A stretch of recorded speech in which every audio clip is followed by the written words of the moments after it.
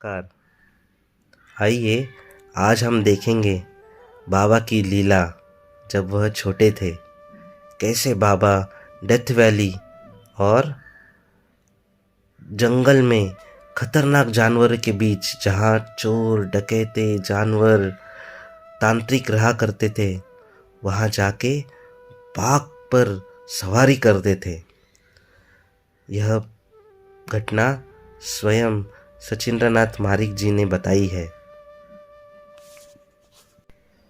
1932 के जनवरी माह में सचिंद्रनाथ मारिक, जो कि बाबा से आयु में 2 वर्ष छोटे थे एवं बाबा के घर से कुछ ही दूरी पर रहते थे, उन्होंने एक रहस्यमयी घटना देखी।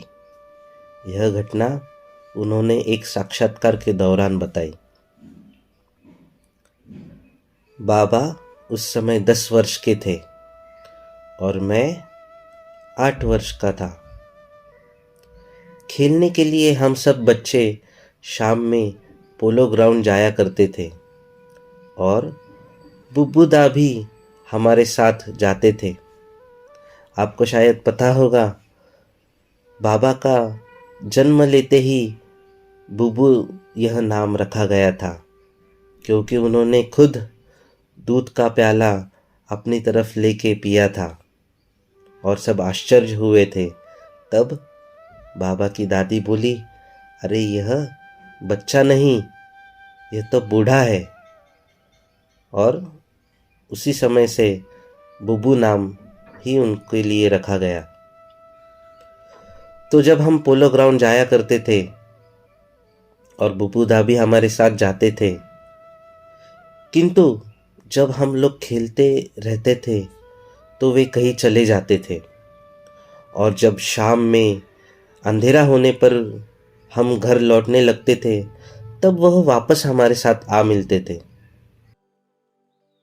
ऐसा लगता था वह कहीं गए ही ना हो। शुरुआत में हमें कुछ भी असामान्य नहीं लगा, लेकिन जब यह घटना लगातार और हर रोज होने लगी तो हम सबके मन में सवाल उठने लगे। मेरे प्रश्न पूछने पर जब उन्होंने जवाब नहीं दिया तो हम सबकी उत्सुकता और बढ़ गई। इसलिए एक दिन मैंने और 2 अन्य दोस्तों ने उन पर नज़र रखने का फैसला किया। खेल के मैदान में पहुंचने के बाद जब हम सब खेलने में व्यस्त हो गए तो हमने ध्यान दिया कि बुबूदा वहां पर नहीं है।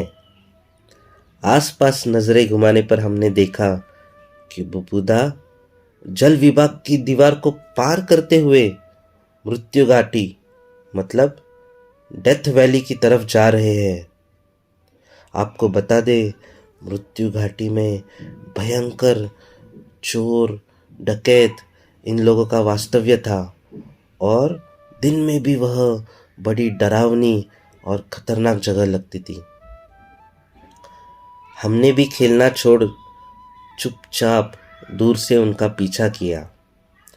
हमने हैरान होकर देखा कि बुबूदा उस खतरनाक मौत की घाटी में जंगलों की तरफ जा रहे हैं।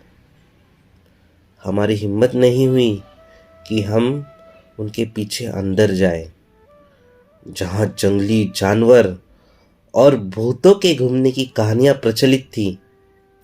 हम वहां से कुछ दूर रुक के इंतजार करने लगे। हमें पता था कि बुबूदा शाम से पहले लौट आएंगे।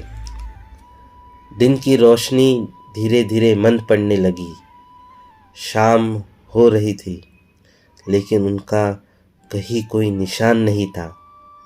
तब बुबूदा की सुरक्षा के प्रति हम चिंतित होने लगे, पर अचानक ही हमने अपने सामने जो दृश्य देखा वह बड़ा आश्चर्य, खतरनाक और किंग कर्तव्य विमूढ़ कर देने वाला था। सामने जंगल में पेड़ों के बीच से बुबूदा बाघ पर सवारी दिखाई दिए। बुबूदा ने जंगल के किनारे आकर बाघ से उतरकर उसको थपथपाया और वह बाघ वापस जंगल में चला गया।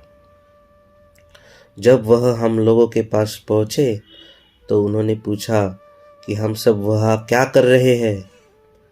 हम सब खुद को रोक न सके और उनसे हमने कहा, हमने सब देख लिया है कि आपने क्या किया। बुबूदा ने पूछा, तुम सबने क्या देखा? मैंने कहा, हम सब ने देखा कि आप बाघ की सवारी कर रहे थे। हम आपकी माँ से सब कह देंगे और आपको जोरदार डांट पड़ेगी। बुबू निडर रहे और बोले, क्या तुम पागल हो? मैं और बाघ की सवारी? ऐसी मनगढ़ंत बातों पर कौन विश्वास करेगा? डांट मुझे नहीं, तुम्हें पड़ेगी। मैंने कहा, हम सब ने देखा है, आप हमसे झूठ नहीं कह सकते। घर पहुंचते ही हमने अपने घर वालों को यह अविश्वसनीय घटना बताई कि हमने बुबूदा को बाघ की सवारी करते देखा है। परंतु किसी ने भी हमारे बातों का विश्वास नहीं किया और उल्टे हमारा मजाक उड़ाया।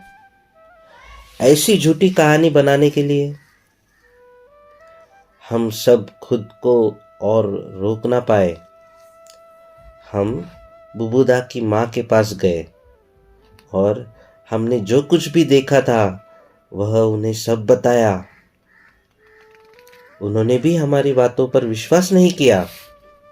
वे हंसी, परंतु तभी उन्होंने बुबूदा को सच्चाई जानने के लिए बुलाया। बुबूदा ने कहा, माँ, तुम ऐसी कहानी पर कैसे विश्वास कर सकती हो? आज खेलते वक्त इन लोगों की मुझसे लड़ाई हो गई थी, इसलिए बदला लेने के लिए सारी कहानियां बना रहे हैं। बुबूदा की माँ ने हमें ही डांटा और कहा, शरारती लड़कों, तुम लोगों का झगड़ा हुआ, सिर्फ इसलिए बुब्बू के बारे में मुझे झूठे बातें बता रहे हो। ऐसा नहीं करना चाहिए, यह गलत है। हमने अपनी तरफ से भरसक कोशिश की माँ को विश्वास दिलाने की, लेकिन कोई फायदा नहीं हुआ। माँ ने हमें ही डांटा। माँ ने हमसे ही पूछा, क्या कोई बाघ की सवारी कर सकता है? क्या तुम लोगों को लगता है कि मैं ऐसी झूठी कहानियों पर विश्वास करूंगी? हमने यह घटना और भी बहुतों को बताई, पर किसी ने हमारा विश्वास नहीं किया और हमारा ही मजाक उड़ाया। अगले दिन बुब्बूदा ने मुझसे पूछा, अच्छा सचिन, क्या किसी ने तुम्हारी बातों पर विश्वास किया? आखिर मेरी जगह डांट तुम्हें ही पड़ी ना। इस घटना के बारे में कभी किसी से नहीं कहना, तुम्हारा कोई भी विश्वास नहीं करेगा। इस घटना के बाद से बुबूदा ने हमारे साथ पोलो ग्राउंड आना छोड़ दिया। काफी दिनों बाद मैंने बुबूदा को तालाब और डेथ वैली की तरफ जाते देखा, और वह भी सूर्यास्त के बाद। वह ऐसी जगह है जहां लोग दिन में भी नहीं जाते थे। मैंने यह बहुत बार देखा, परंतु उनका पीछा करने की हिम्मत नहीं हुई, क्योंकि उस खतरनाक जगह में जाने से मैं और मेरे सब मित्र डरते थे। मैं हमेशा सोचा करता था कि बुबूदा इतनी कम उम्र में ही इतने साहसी कैसे थे। कुछ साल बाद मैंने एक महिला तांत्रिक के बारे में सुना जो खड़गपुर की पहाड़ियों में रहती थी। लोगों का कहना था कि अपनी रहस्यमय शक्ति के द्वारा वह बाघों को पालतू बना लेती थी। मुझे लगा शायद बुबूदा जंगल में उस तांत्रिक से मिलने जाते होंगे। काफी सालों बाद मुझे जब पता चला कि हमारे बुबूदा ही आनंद मूर्ति जी हैं, महान आध्यात्मिक गुरु, तब उनकी बचपन की अलौकिक घटना मेरे सामने आने लगी। एक बार जब बाबा से मुलाकात हुई, जब आनंद मार्ग बहुत बड़ा हुआ, तब बाबा ने मुझसे कहा कि सचिन, वह बातें याद है तुम्हें? अब क्या सोचते हो, मैं बाग पर जाता था या नहीं? और हंसे। मुझसे कहा कि बाघ या कोई और जानवर इस संसार के सभी एक परमात्मा का ही अवतार है। परमात्मा के सामने सब अपने प्यार से आ जाते हैं। उनके उच्च आध्यात्मिक स्तर का संबंध मुझे समझ आने लगा और मैंने बाबा को नमन किया।